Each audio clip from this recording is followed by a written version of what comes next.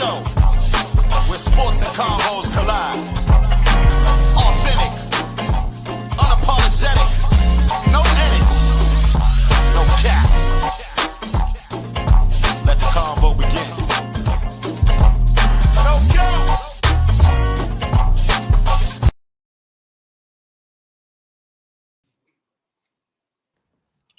Welcome to the No Cap Sports Show podcast with sports and convos collide. I'm your host, the Cobra. Hey, yo, I'm your host, Coach Milton. I'm just old, man. How y'all doing, fellas? Good. How y'all doing, man? Good. You're a wild boy. How y'all doing, man? Coach Milton keep hitting with me a year right in front of me, man. You's a wild guy. He throw it in your face, right? Stop. Knock it That's off. crazy. That's crazy. Man, we gotta get to the bottom of this. I need to know who the originator is, man. He is right. He says the a year all the time. I ain't gonna take that from him, but I'll always say a yo. When I'm addressing y'all, that's what I was gonna say. To be fair, y'all got different versions. So, but I will be fair to him. He says it more frequently. He addresses even when we go to games. That's how he. Even I do the a because don't give him that. No, man. I gotta be fair. I do that. I do that so that way they know I'm in the building. Yeah. When I go see it, when I used to go see one of the guys play, yeah, I would just make a certain noise and then they would turn around. They would know I'm here instead of just yelling their name. And when I was coaching, I always knew when you was at my game. Yeah. Who, and me I or do the same a year. Oh. I do the same a year when I call the players as well. That's what I'm saying. Hey, so when we came to watch you play, he did it. He would say it all the time. So when we address our players, I say a year. I didn't say that. I'm not about to yell out. I'm not about to yell out, "Hey, Kobe." Yep. Yeah. Put out the call. What's happening? I'm in the building. Do what you do. I came to see the youngest work. Sometimes I don't say. Sometimes I try not to say anything in the first half and then say something in the second. That way they don't try to do too much. Right. Hey, Cole, what I will tell you is when we go to them games, you best believe when them kids even know he there, they be looking for him up in that corner. He's sitting in the corner on the visitor side. All the time. They be looking for him. Up top by himself. I don't want to talk about nobody's kids. I'm good. Keep my opinions to myself. Hey, speaking of kids, a good week so far though. Hey, yes, sir. Yeah, it was cool. Great. It was cool, man. Well, look, temperature's starting to drop out here now, so you can really appreciate. What is it, 80? Next week. You talking about what is 80 out there? Hey, Cole, we out here 40 and 30 degree weather. He talking about temperature dropping to 85. 80 doing. You should know by now, man. The man is petty, man. Hey, why the palm trees in the background? That's been there since the show started. Since I got out here a year ago, fellas. Everybody know I've been. And he done turned into a pool professional, coach. Hey, the pool look, man, the joke look like got diamonds in it. It be shining, man, glistening. Go ahead. You be showing off. Hey, bro, you be showing off. Hey, they don't have no basements in Arizona, but that's definitely his cave. Yeah, my cave right. That's my cave right here, brother. For sure. Whatever you need. Cigar bar. You already know. Man, let's get to the show, man. We got a big time guest, man. Yes, sir. So, look, special guest on the show tonight is a young man, like my little brother, man. He comes from the DMV, more specifically Alexandria, Virginia, where he was a star basketball player at T.C. Williams High School. Went on to star at St. Aug's University, and then also played professionally. And now he's the CEO of his own training academy, Elite Shooter. And I don't want to give up too much because bro got a lot to rap about. So without further ado, I want to introduce my man, my brother, Justin Moore. Yo. Hey, you welcome, Coach. What up, Jay? Can you hear us? Can you hear us? Oh man, it was all good just a week ago. Did you change locations, John? You changed locations? No, he can't hear you. Hold on. Hey, Coach, while Jay getting his technology together, got you. Bring son on. Hey, come on, step in here. Hey, for y'all who don't know, this my oldest, this my young fella Pop here, Jaden. I just want to take you guys see I'm always all here talking about my daughter Sandra and bring up my youngest Navi every now and then we talking about football. But knows, man, this is my twin right here, and I gotta shout him out, man. He's been working on his CPA. He just passed the second series of a 4-series exam, which is probably one of the hardest exams to take next to the bar exam. And I just want to salute him, man. It was kicking his butt for a little while, and I just told him to hang in there. We ain't rushing him. We ain't doing nothing. He got the exam back today. He passed it, the second pass. So I just want to encourage him to keep it going and let him know I'm proud of him, man. That's so, what's up. You know, salute. so I just want to salute to that. Where's your glass at? Where's your glass at? Uncle O style. I left it downstairs, bro. Hey, go ahead. You got as you should. Salute. That's what's up. That's what's up. Congratulations, bro. Appreciate it. When you get everything straight or whatever, tell Mom Deuce to let you come on out here and hang out with me for a weekend for your since you passed the test. Tell your mom, you and Pop come on out here and chill with me. You can go out, move around a little bit, get a little bite to eat. I'll let her know. Yeah. As you should. We'll get it figured out. We almost there. I'm here, bro. I ain't making no noise. All right, man. Appreciate you, bro. Yep. All right, soldier. So I asked Justin to log back on, so he can get his tech together. I don't know what's going on backstage. Yeah, we can hear him loud and clear backstage. Yeah. But what y'all think about those football games, man? I think the Baltimore Ravens game was a tough one, man. How you feel about it? Yeah, man. I want you to start the show. So many times you've been being a great host, such a great host, man. But I think let us, you just chill out a little bit and let us ask you some questions, like how you feel. Are you okay? Man, look, I'm not Baltimore Ravens. I'm serious. Like how that's tough, man. You guys being this is the worst record in the last 10, 15 years or something like that. Yeah. It's it's frustrating, especially when you come into the season with so many expectations. Everybody's list, and Vegas had them favorites to go to the Super Bowl and all that, and then you start off the season good. I know you had a tough loss first week, but they were playing good for like 2-3 weeks. And then I get it. There was a lot of injuries and all that stuff, but they just took a nosedive. And I'm disappointed in the way they competing, especially on the defensive end. Yeah. It's like they getting bullied. They just laying down. I've never seen the Ravens team perform like this since I've been watching them. So yeah, I'm disappointed. Well, shout out, here at the No Cap Sports Show podcast, we do know some people and know some friends of ours who we call friends to the show. You guys might be getting somebody else who is a proven veteran in the secondary, played in the league now, former first round pick. I ain't gonna say nothing else, but he's been working hard at coming off of an injury and doing his thing, and he might be coming to try to help you guys get a little bit better back there in that secondary. Yeah, I'm looking forward to it. We need something to give us a spot. Yeah. Yeah. Hey, you can hear us now? Yeah, I'm back. Okay, we back. All right, we back.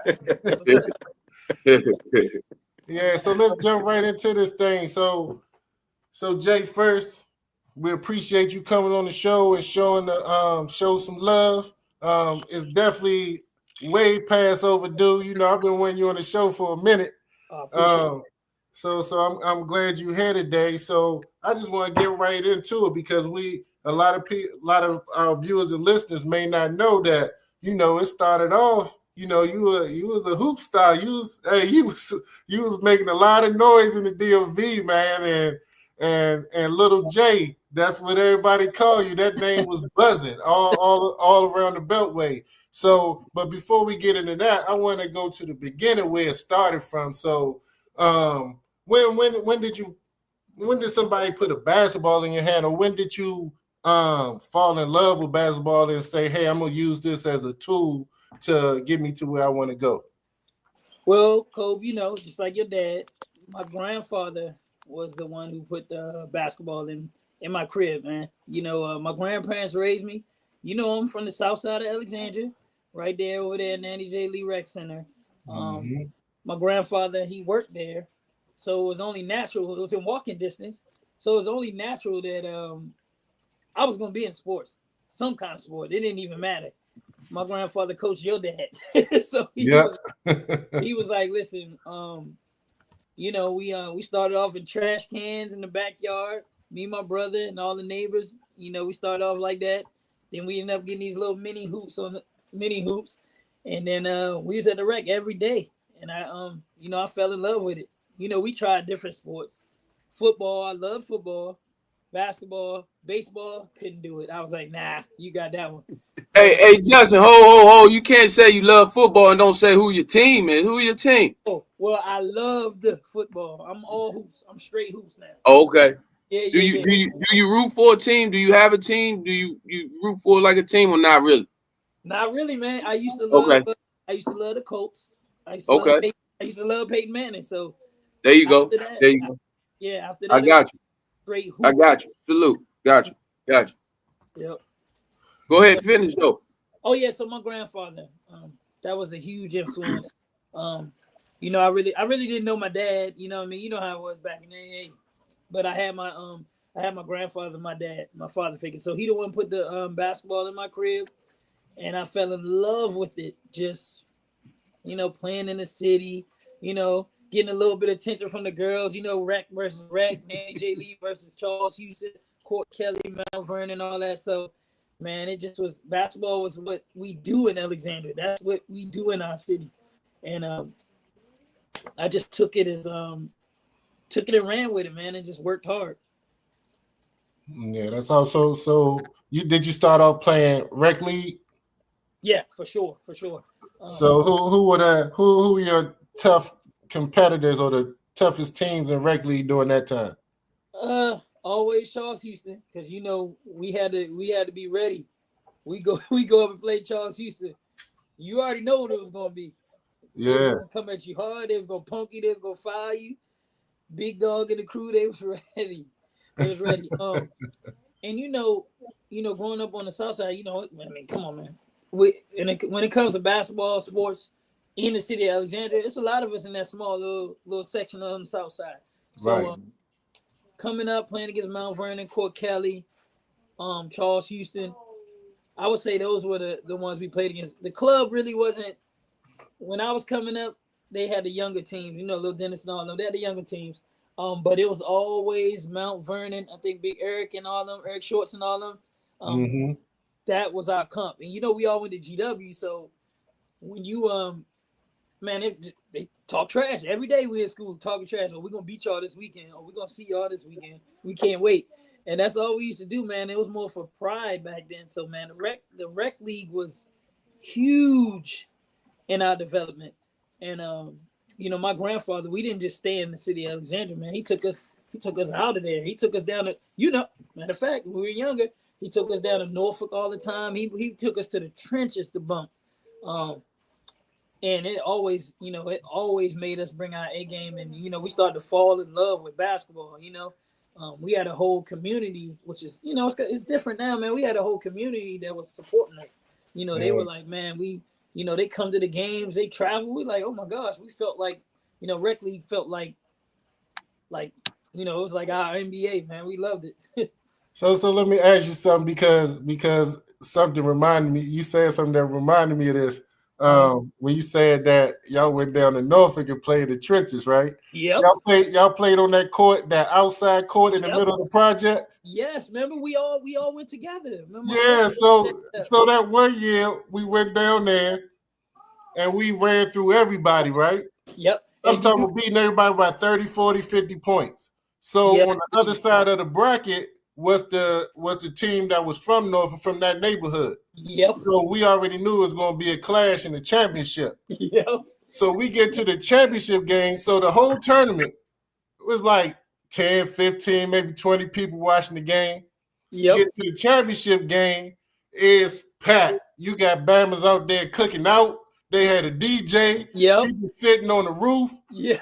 Hey, look, it was crazy. So look, we blow them out. We up by like 30 at halftime. Yep. Right? Uh-huh. Come third quarter, they got grown men putting on jerseys. Dudes from the hood putting on jerseys. Yep. They out there talking about, man, you make another shot, man, I'm going to knock you out, Slim. All that. Hey, look, it got crazy out there, right? Crazy. So, long story short, it's about a minute and a half left in the game. We up 50. Yep. We got the trophy presentation getting prepared and all that good stuff. Called the timeout. Coach said, look, as soon as that clock goes 0, you're going to make a dead sprint to the van. And we had somebody already in the van, had the thing on. And just like clockwork, man, as soon as the game was over, we was gone. And we looked back, the whole neighborhood chasing behind us, bro. Listen, no, I remember that. You know, so we get older now, but I remember that. I remember y'all was talking so much trash. And you know who they brought into that conversation. Do you remember who they were talking about in that conversation when y'all was talking trash back and forth? AI? Yep. Yeah. It was like Bubba Chuck. And that's all they kept on. We was like, Bubba Chuck. And like I said, you know, we ain't had social media like we do now. Mm-hmm. But we used to always hear that when we went down there. Bubba Chuck, Bubba Chuck, Bubba Chuck, Bubba Chuck. Yeah, man, I definitely remember that. That was amazing. We played. My grandfather used to find us tournaments like that all the time. And we played outside. We went all the way out there. Yeah. The whole tournament was outside, wasn't it? Yeah, the whole tournament. Yep. We played in the younger bracket because we were younger. Yeah. Yep. For sure, I do remember that, man. So yeah, we were blessed on the South Side. To be honest with you, man, my grandfather he treated us like a travel AAU team, and he was and he would take us everywhere. Petersburg. I remember one time, I ain't gonna lie to you, this story I had to tell you, man. He took us into sergeant quarters. Right. Sergeant quarters. We playing against them dudes in sergeant quarters in the rec center, bro. And we had to like. And you know, we gonna go in there and bump because you know the one thing in the DMV that we still getting, you know, still battle for our respect. You already know how that is around the DMV. You know, Virginia's the last part. You know how they treat us Northern Virginia dudes. I'm just keeping it real. So we always had to have our A game. We had to go over there ready, bro. For real, we had to because you know they already think they from Virginia or they soft. You know how it be, but you just gotta go over there and prove it. So one thing I want the listeners to know, if they don't already know, is you said something that I don't think a lot of people understand. Because you went to T.C. Williams High School, T.C. Williams didn't have a crosstown rivalry like a lot of places do. So what you guys were able to do was, when you were younger, you were battling, you had your home and away with the Cora Kellys, the Charles Hughes. So you guys were introduced to big time, like, competition at a young age because your community was really behind you guys because you guys fought for your little square and that little, you know, that little triangle that's out there in Alexandria. Yep. I worked out in Alexandria for a long time at the centers out there, so I'm very familiar with that area. And even though I was a football player, like you said, nobody really cared about football. When we had to go play basketball, we went into Alexandria, we went over to Maryland, we went down, you know, just to get our respect so people knew our name. Yes. But the thing that I always appreciated about you guys were, at a young age, you guys had a following. And it was a lot of pride in where you were from. Even though everybody was from Alexandria, you had your little sections that you guys, before you even got to high school, you guys were very proud about the sections you were in. And then when you go to high school, now you bring all that pride with you, representing TC Williams, which was known to be a football program school. Mm-hmm. Now you bringing all that talent into one area. Unlike schools do now, they usually try to break up the talent, and they making all these high schools so they dilute the talent by spreading them out. You guys kept all your talent in one area. You competed early, and then you competed with later on, which again built that reputation. So I think that was always an advantage that you guys had, because you guys were coming with hometown pride, and then everybody played and represented for TC that represented the Alexandria area. Yep. And it made tryouts very competitive. Very competitive. Yep. And the only people that, you know, really didn't get a chance were the guys who didn't have the grades. And you know how that is in every neighborhood. Yep. There's always guys that were really good. And then, you know, they filter out. And, you know, you guys athletes, you know how it is. You know, a lot of people hit their peak early. People and they bigger than everybody else. And then all of a sudden, everybody start catching up and they just start filtering out. You know what I mean? And then, you know, when you got up to TC, it was like, well, shoot, who's trying out? Shoot, I'm making it. Oh, we gonna have to, we boys off to go. But hey, Justin, did you play with our cousin Kamal? You played before Kamal or after Kamal? I am before Kamal. I'm okay. Kamal, I'm the OG. Kamal's my guy. Okay. All right. That's what's up. That's what's up. So speaking of peaking, Justin, you were considered an undersized guard. You wasn't the biggest. I remember they used to describe you as like the stream beam man. What was you like, 5'7", 5'8"? There you Skin go. and bones. 5'8" with shoes 5'8", man. 5'8". But you played smooth. You played big, and you always controlled the game. And can you tell us a little bit about being that type of guard in that era? Man, okay, so yeah, in that era, you know, we always, you know, being honest, like it was a lot of big guys out there around that time. You know what I mean? I grew up watching guys like Kobe, OC, Mike, Damon. Come on, them dudes like Kobe and all them 6'6", 6'7", you know what I mean, 6'5". So it was like, you know, I was like, I just knew I had to grind. I was like, I knew I had to work. I was like, I was hoping, you know, just like everybody else, man, I'm gonna hit this growth spurt. Let me see if I get this growth spurt. It never happened. So I just never looked at it as me being like small. I just was like, you know what? I'm gonna make you work. You know what I mean? Like I said, we grew up in a city where we were just, you know, we had to be dog. You had to, you know what I mean? If not, you just weren't gonna make it. So you know, me being an undersized guard, it always used to be that stipulation. We're gonna post up and things like that. But I learned how to play against bigger guys when we used to go to Rex, go up to Hammond and play with Kobe and guys like that. You know what I mean? Like I said, growing up, you know, I'm gonna be honest with you, they were like you know, social media and everything wasn't like that. You know, we see things on TV, but you know, growing up learning from his dad, Coach Turner, it was like, man, we get to see like this is what it's gonna take. They always shout out to Uncle Carl. We know you watching. What's up, Uncle? For sure. Yes, sir. He that's my guy all day. He already know. We already know. So growing up, you know, guys like you know, my grandfather and the people that were in the Rex, they really did a good job of like, you know, pushing us and trying to get us, you know, not to be in the streets and not to be in the party. Seeing guys like Kobe, the older guys, and we see how they work. You know what I mean?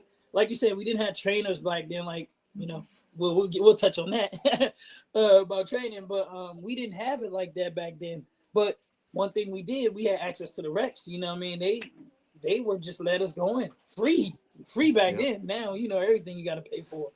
But me, as far as like about in my basketball career, started at a young age. I used to watch them guys, and I always wanted to be a Titan. You know what I mean? I didn't know. I was like, you know, hopefully I'll put on that uniform. But once I got in there, man, you know, like we said about people filtering out, I was like, man, let me try to, you know, get my grades right. Let me get on this, you know, get on this team. Let me work hard. So, you know, that's all I did. I just try to beat the odds, man. Like I tell my youngsters now. Salute, brother. Salute. Sure. Yeah. Did it help you, Jay, that you had a lot of examples, like even players you didn't get to see play, but you may have heard about, like Lil Willie and then a lot of the small guards that come from the city of Alexandria, because there's a bunch of them.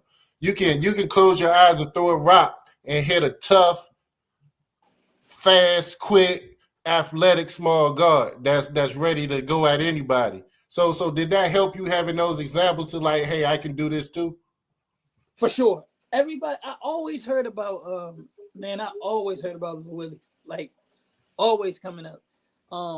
And like we said, we didn't have the footage like that back then. I wish we did. You know, right. I would have definitely studied. I forgot some of the other smaller. Is it Glenn Harris? Who's the other guy that they said that was really short at TC, a guard? Really, I think he was like a played in the Capital Classic. Craig Harris. Craig Harris. Yes. Yeah. I kept hearing about him. You know, and I heard stories. You know, when you come up in the city, you like, man, dang, he played at TC too. He played at TC. He was at TC. Like, man. And then, like you said, back then, you know, public schools was what it was. Right. Private schools used to beat the brakes off them. Let's be honest. Yeah. So now that's how times changed. But I definitely heard the name.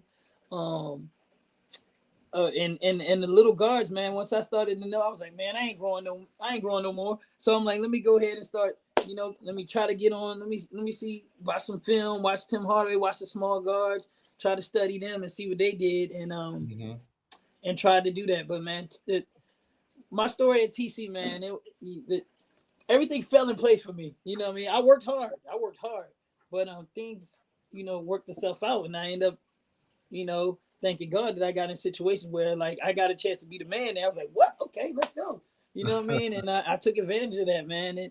You know how it is in Alexandria, like we said, so many talented guys, so many. Yeah, so many. So yeah, those some of the guys. And you heard the stories. I know you probably, you know, heard about Lil Willie and different people like that. I heard he's the myth, the myth. Yeah. So yep, that was awesome. Yeah. So tell us about your experience once you got into TC and you was able to lace them up and playing your very first varsity game. Describe that moment.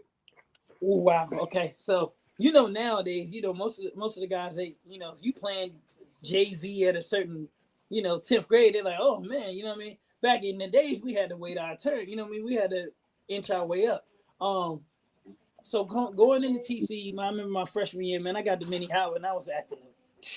You know how Minnie Howard, you got Hammond, you got everybody in the city. So when I got there, man, I was kind of unfocused, man. So the first half, Coach Turner, he was a freshman coach. He was like, I had to sit out the first half of freshman year. I was like, oh my gosh. But as soon as I got eligible, man, Coach Turner was like, let's go. First day of practice, man. We was in that thing killing. And he threw me right in there. So I played freshman my the second half of the year.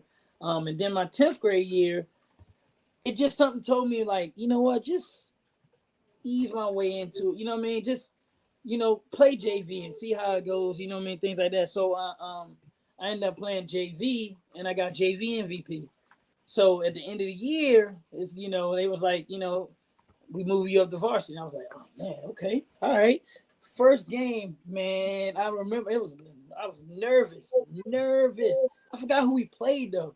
But I know just being able to move up to varsity and learn, I was like, man, that's what's up. And I was small. You know what I mean? I was probably like 150 soaking wet.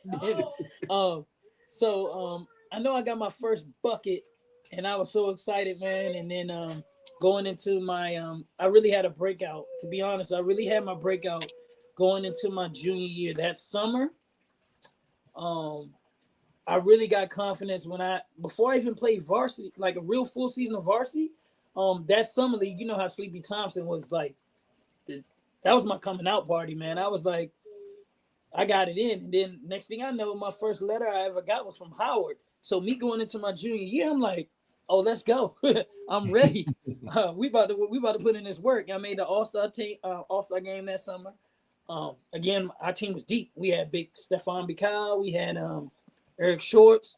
We had Dominique Wimbush. We had All Good, Big Red. We had one of the biggest teams going into my junior year. We had one of the biggest teams in the area, which was crazy. We had a 6'9", 6'8", 6'6", 6'6", 6'5". You don't usually have that in public school. Right. You know what I mean? Like we had that going into our junior year, but that was, you know, I did want to play for Wharton. Wharton was the man then, you know, watching Damon and Mikey and them. So I was like, man, it's gonna be my turn. Wharton retired, and Coach Palmer had to move up to the varsity coach that year, and we were preseason number 3 in the area, and we ended up being 11-11. Damn. Yeah. Hey, Justin, do you remember the head coach at Howard University at the time when you received your letter? Was it Coach McLeese? Was it Coach McLeese? McLeese, yep. McLeese? Yep. That was my guy. Coach, that's one thing about shout out to Coach McLeese. He go get him from wherever. If you can bump, he don't care Paul's size, this, that, or whatever. Yeah. He gonna find a way for you to help. You know what I'm saying? His ball club, man. He is. Coach McLease. Yeah, shout out to Coach McLeese, man. He's a great man, real good man. Yep. And I mean, I totally appreciated that because that changed my whole mindset. Just getting I'm like, what the from Howard? I was like, I didn't even play a whole varsity yet. This was summer league. And that's what's up. Yeah, we built a great relationship. That's what's up. They recruited me since, like I said, 10th grade going into 11th, all the way through my senior year. So I'm definitely gonna get to that. So shout out to him, man. That was a dude. So he gave me my confidence, man. And then like I said, we didn't have a good junior year. We went 11-11. Definitely was crazy. And then going into my senior year was Coach Bryant changed my my career. Coach Bryant, shout out. Yes, indeed, Coach Dwayne Bryant, man. We didn't know what was going on. I remember that summer, Big Stefan, and we had two Nike All-Americans on our squad. And they were like, man, we gone. We leaving. I'm like, okay, all right. You know, I'm like, okay, you guys are leaving. Okay. And I was kind of like, you know, all right, I'm gonna step it up. This is gonna be something. Yeah, we all gonna step it up. Me, Tom, all good, Big Love, Big David Bridges. We all were like, you know, all right, well, we going into that summer, my senior year. Like my junior year, I averaged like 10 points. I started some, came off the bench some, and I, you know, coach was, you know, there were seniors there too. So he wanted to play the seniors. He wanted them to go out. You know how it is. Again, you know, at TC and certain programs, you just gotta wait your turn and, you know, be ready. So going into my senior year, Eric and Stefan, they left. So I knew the shoulder of the scoring and everything was, I mean, a lot of it was gonna go to me. So that summer, man, we just said, you know, once we found out Coach Bryant was coming in, we didn't really know, you know, we didn't know anything about him really. But we were like, all right, well, shoot, we won our summer league, went into senior year. Coach Bryant got there, man, through that Georgetown defense. We were small, but we were pressing people all day, and we were gone. We end up, you know, that year making it to the state quarterfinals. You know what I mean? We gave away the district title. We won the district title. We played against, you know, Tyree, Corn, and them, man. We're at West Potomac. Those were everybody from Alexandria as well. So we had that rivalry with them. West Potomac is our rival, Coach. You know, West Potomac back then was big. Yep. West Potomac and Hayfield, man. It was Hayfield. Yep. So those were our big rivals. So we end up having a successful senior year, man. And all glory to God and Coach Bryant. Yep. You guys had a pretty decent backcourt. Let me stop. Y'all had a great backcourt. Was that Tom with you? Was it Tom? Yep. Okay. Yep. Can you talk about that? Because you guys were getting a lot of love for your backcourt. That tandem was getting a lot of praise back then. Okay, yes. I went to Potomac High School, so you know So well, listen, all right, let me get in that. Rest in peace, Tom Crawford, man. That was my guy. And the crazy part about it is we were both the same height, 5'8", and we didn't know, like, okay, am I gonna start? Is he gonna start? Coach Bryant came in and was like, you know what? You can shoot it. Tom's gonna be on the ball. I'm gonna put you off the ball and let you do you. I was like, oh, let's go. You know what I mean? Like I was like, all right, cool. So me and Tom were always like, we never had a rivalry against each other because we always respected each other. Tom was a dog. That dude will come on the court, find whoever the opposing point guard is, he already know Kobe, little cuz Corn, they used to go at it. And that was my dog too. You know, everybody always used to pin me and Corn. That's my guy. You know what I mean? We grew up in this, you know, Nanny J. Lee and things like that. So they always do it. But it was Tom and him going at it. We were both undersized guards. And all we did, Coach Bryant, like I said, he brought that Georgetown defense and Georgetown offense. And, you know, he's a former pro and everything, you know, in the history books at Georgetown. So he just let us go, man. We just pressed. We made that game hell for everybody. Like, we picked up full court the whole game, the entire game. And, you know, on that team, you know, I was the leading scorer, but we had guys like, you know, Kevin Jarrett to come off the bench. He was shooter. What? Yes. So he was a shooter. And Tom Tom was just our leader, man. Like, you know, I led in scoring and things like that. I knew when the time came, I was like, they're gonna give me the ball, so I know that. But that dude set the tone for everybody, man. We love that dude. You want him, somebody like him on your team. So me and him, you know, we always felt like we were underrated, you know, especially in high school.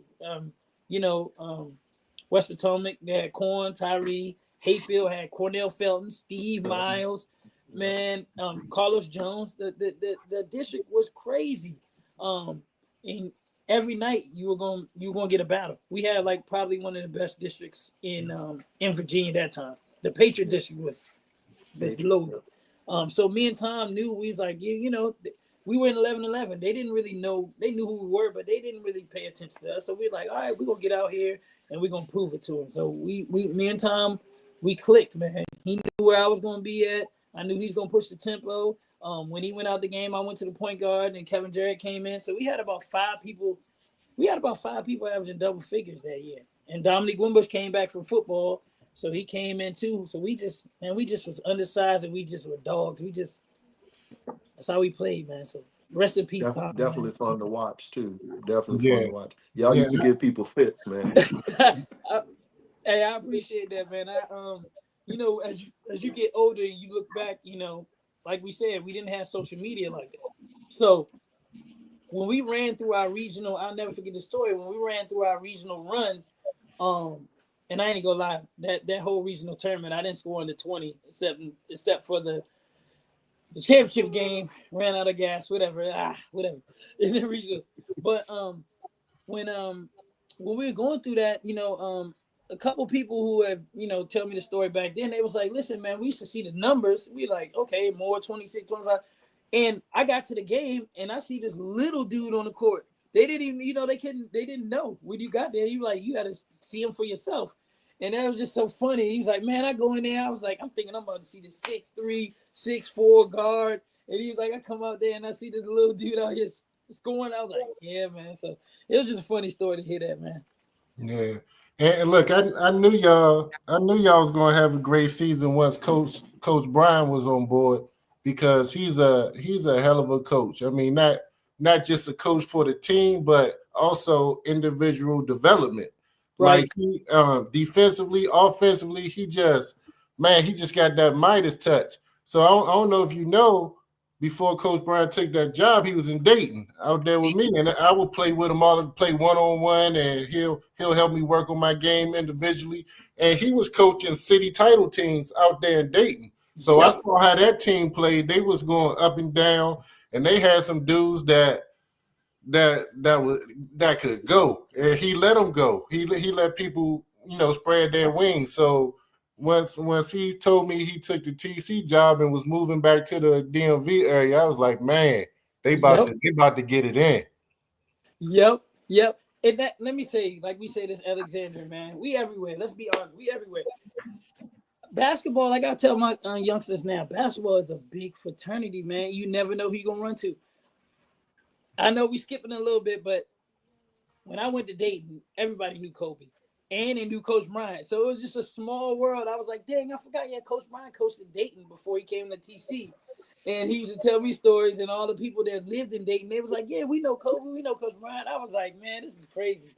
Because I moved out there during my chasing my pro career. So I lived out in Dayton for I used to call Kobe all the time. I lived out there for about 8 months. Dayton is about But yeah, man.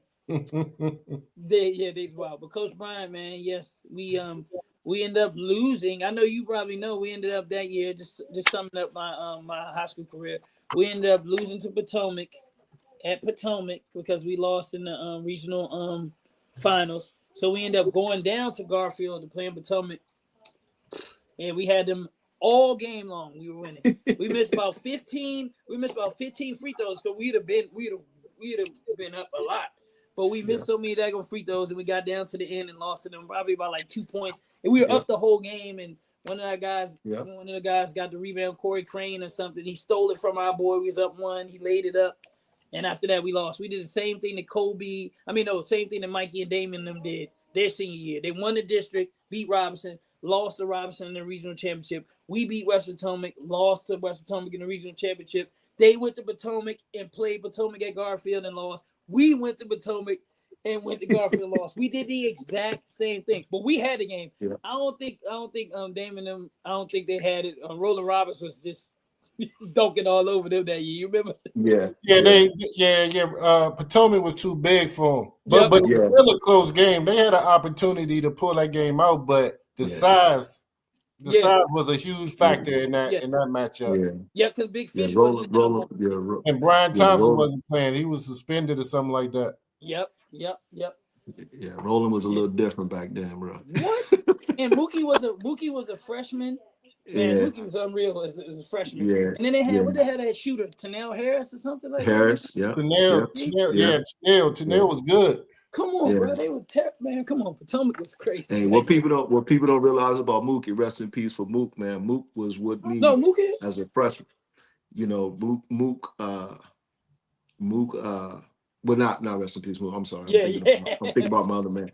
But Mook was also undersized. I'm about to say Coach Milton, man. Yeah. I know. Yeah, you know what I'm talking about. My bad. I got twisted on that. But yeah, I just seen Mook the other day, and I went to my other man. But Mook was also an undersized dude, man, who could boogie a little bit. And you know, they had a great team back then, man. But like I said, Roland was a difference maker, and that game you guys missed a lot of shots in that game, man. You guys. But it was a fun game to watch for real. I was in the building for that game. Oh no, I remember it, man. And the thing is, like, man, like we said, man, basketball is a big fraternity. And you know, those guys I'm still cool with. Sherman Rivers, Cliff Hawkins was on that team. Cliff, yeah. You know what I mean? Me and Sherman and we always talk about that, man. And we would have played against Ronald Curry and them if we'd have won. Yeah. But they end up going in and blasting Ronald Curry and them. They ended up blasting them. They made it to state finals until they met my future college teammate at GW Danville. Nobody was beating them. Nobody beat Danville back then. No, that was a great bump back then, man. It was just fun watching. I used to come back and, you know, like I said, I was in college, but I would come back and watch Potomac play ball because it was just a lot of competition back then, a lot of ball players back there, man. A lot of good competition. For sure. So let's jump into your college stuff, man. Talk about that and how you made the transition from high school to college, and how did you come down to making your decision? All right, so that's good because I always give back, and like I said, what I'm doing now, I talk to my kids about this. I always tell them get their grades right, man. Do what you were supposed to do. You know, I really didn't believe that I was going to be in college playing until Coach Bryant got there, got to TC, and then I knew. I was like, darn it, if I'd have had him one more year. So, like I said, I was getting interest from Howard and different places like that. And you know, to be real, back then, we didn't know what Division II schools was. I know Kobe. I know you probably didn't know one Division II school. You might have known about Virginia State and all them boys, but I didn't know. I was like, man, what? Like the CIAA? I was like, I didn't know anything about Division II schools then. Like you said, we were in the 90s. We didn't have all the stuff that they have now access to. So what happened was I tell them to keep their grades up. My grades weren't the greatest. They weren't bad, but they weren't the greatest. So once I figured out, like I had heard from schools when Coach Bryant got there, I had heard from schools like, all the local schools, Mason, Hampton, Norfolk State, the small mid-majors, D1s, University of New Orleans, because Coach Bryant was from New Orleans. He had that plug. and then University of Detroit. Because Perry Watkins, I think he was from New Orleans too, or something. They were their connection. We had Coach Bryant had connections. So once I figured it out, like, man, I can't play college ball. Like, he's like, man, dog, listen. But then we figured out that the grades, my test scores, they wouldn't prop me. I was almost. Detroit was going to be the move. I was going to go there and learn for Rashad Phillips. Of course, I would be a backup because that dude was everything. So that was going to be the move. But, at the last minute, they wouldn't pull the plug on propping me. So Coach Brown was like, man, we're going to go the JUCO route. And I'm like, he was like a father figure to me. I ain't, he's been at every level. He's played at Georgetown. He played a little bit in the NBA. So, when it came to college, that wasn't really huge in my family. So I was like, man, I just want to go somewhere where, I can get better and get a chance. I want to play D1. I ain't think about D2 or nothing. I heard about St. Aug, which is how that comes about. I heard about St. Aug. They was like, yeah, you can come down there, Division II, CIAA. And I was like, at the moment, I was like, my goal was Division I. You know what I mean? I was like, I know I've been mid-major, whatever. I knew what my capability was. So I ended up taking some visits to some JUCOs. I was like, Coach, what about prep? I wanted to go prep school too. He's like, nah, I don't think prep would be good for you. And again, I'm like, well, I believe him. I trust him. I think he knows what's best. So I ended up taking a visit to, once I figured out it was JUCO, you know what I mean? And Coach McLeese, just to say that, at Howard that year, after my senior year, he was at my games and stuff like that. When Coach Thompson came to the games, he got fired. So that leeway was like, well, he's gone. You know what I mean? So I ended up taking a visit to this JUCO. Of course, I went to Montgomery, checked that out. And I was like, nah, I wasn't going there. That's where Tom ended up going. And I took a visit to Neosho County in Kansas, and that was my first time ever flying. I didn't fly a plane, so I went to Neosho County, and it was eye-opening experience. It was cornfields, nothing but we flew into Kansas City, and it was nothing but cornfields and things like that. I was like, what in the world? But the hoops was amazing. The hoops was amazing. They had at least 5 people going to Division I. And on my trip, it was a great experience. But us being from where we are from, it just was a culture shock. I just couldn't do it. Like, I was like, it was cornfields. Their club, they went to this like little, I don't know, little cafe, men's club, whatever. And they ain't really had club stuff like that. So I was like shell shocked. I was like, what? But the hoops, like I said, they had a guy who signed with Pittsburgh. It's called Neosho County. They had Pittsburgh, Jacksonville, Wichita State before Wichita State blew up. Jacksonville, Wichita State, Pitt, and a few other D1 schools. And I was like, man, and they was letting me go. They was like, you gonna shoot the ball? We shoot threes. That's what we do. We push the ball. Hoops wise, that would have been perfect. But I was like, I don't know, man. So I talked to the coach there. The next week, the following week, I had got a call. And Coach Brown was like, man, San Jacinto, Texas, looking at you. And I was like, San Jacinto? I ain't really know too much about it then, like I said. But then everybody around the hoop circle was like, man, San Jac is legendary. I was like, really? So I kept, and then they ended up recruiting Carlos Jones, who's my childhood guy over at Hayfield. And I was like, oh, shoot, this might be something. I'm looking at the little VHS tapes, and they was like, Steve Francis was there. I was like, what? And then, I was like, okay, let me see. And I was like, they were like, it's right outside Houston. I was like, ooh, Houston, Texas. I was like, all right. I was like, all right. So we took our visit, man, and it was amazing. We ended up working out at Rice University. I remember that. Me and Carlos went on our visit together. We ended up working out there. We saw the campus. We saw the city of Houston. We went to a playoff game. Man, the coach is so connected in Texas. We ended up going to the Houston Rockets Utah Jazz game when Charles Barkley and Pippen and them were there. So he gave us access. We had a hotel right there in downtown Houston, and me and Los were sold. Like when we were there, we were sold. We're like, Yeah, we're gonna sign this paperwork. You know what I mean? We coming there. And I'll tell these kids now. You guys know Kobe, you guys know. Me being from Alexandria, you know, everybody, you know, I was the man on my team and things like that. Man, when we got to JUCO, it was eye-opening. You kids, I'm telling you, man. Man, they could go. We had people from everywhere, man. Like New Orleans.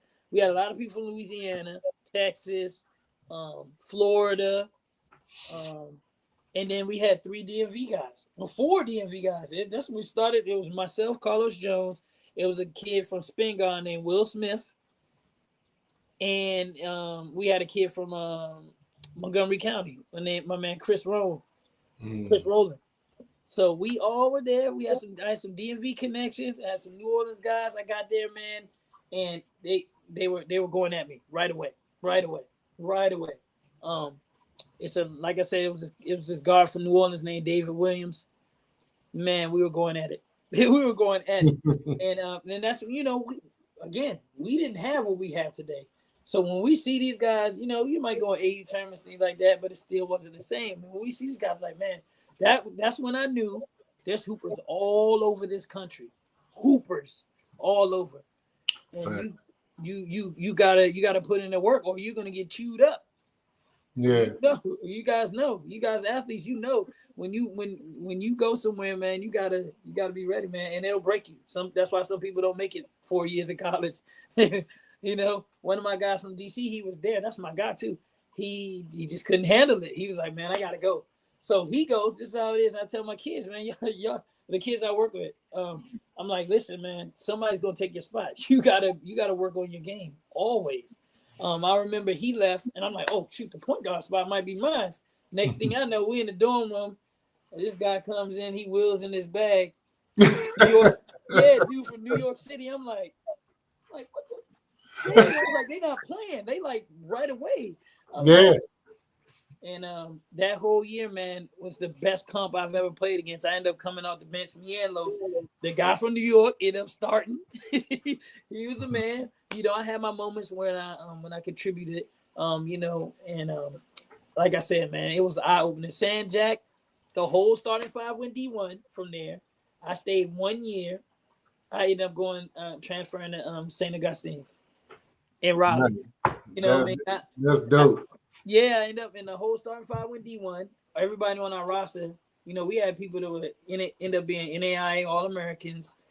Someone went D2, someone went, everybody off the bench, but everybody went to school, pretty much everybody. So right. But it was and O-Dog talked about it a lot on this show, and as well as I did, because we both went to prep school, but just the experience you get from going to a JUCO or the prep school and the competition that you can kind of see and give you a benchmark to take you from where you were currently at to take you to another level, because you're right. Once you get to those places, whether it's a JUCO or a prep school, you know, sometimes it's an eye-opening experience because you coming into the school thinking you the best thing since sliced bread, ain't nobody even close.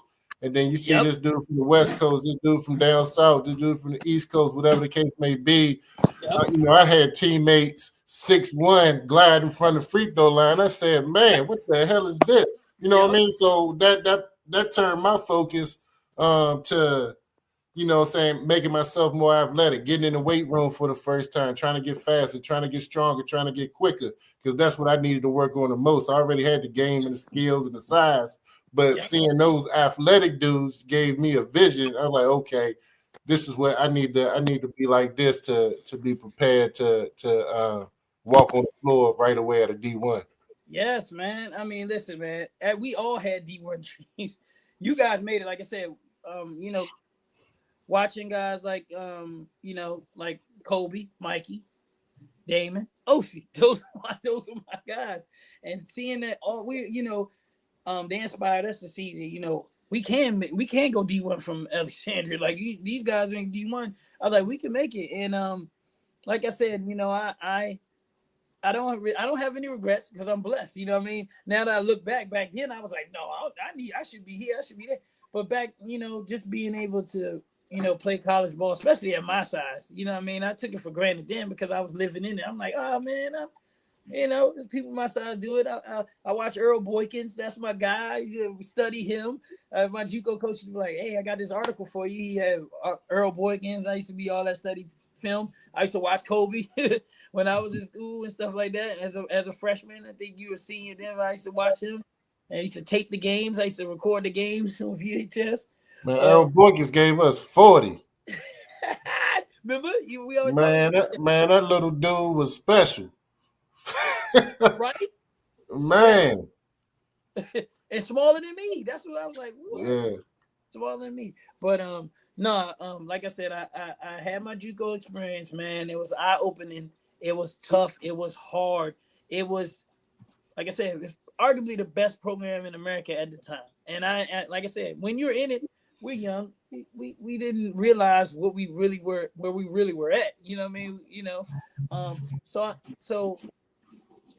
I didn't say I gave up. I could have went back. I only stayed 1 year JUCO. I could have went back. Coach gave me that option, but it was like it was far from home.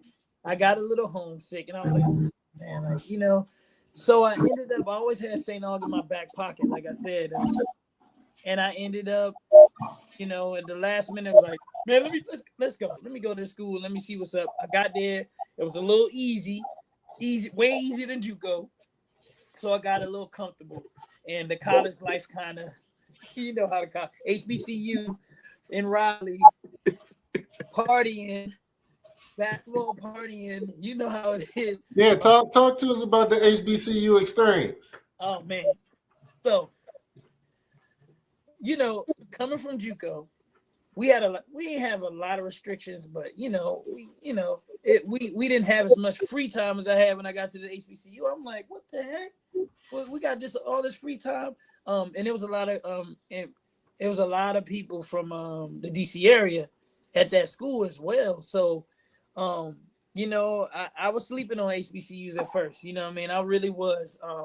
Until I had that experience, like Shaw U in Raleigh. Shaw U was walking distance, so we could walk to Shaw. It's like walking from the south side to Charles Houston, I would say. Mm-hmm. So we used to go there. That was our crosstown rivals. NC State. I was in the middle of ACC country. NC State was a hop, skip, and a jump. Partying there was amazing. University of North Carolina was 30 minutes, if that. And Duke was right down the street. So I'm like, man, what the world? It was just in North Carolina Central right up the street. I was getting ready to say you can't make that track and don't bring up Central and A&T. Oh, come on now. Man. So that's what people don't understand. Like, you being there in Raleigh, even though you was at a HBCU, it wasn't nothing to step on University of North Carolina Duke campus. And I don't know if you're married now, but my brother went to Carolina. You met your wife every weekend you went out.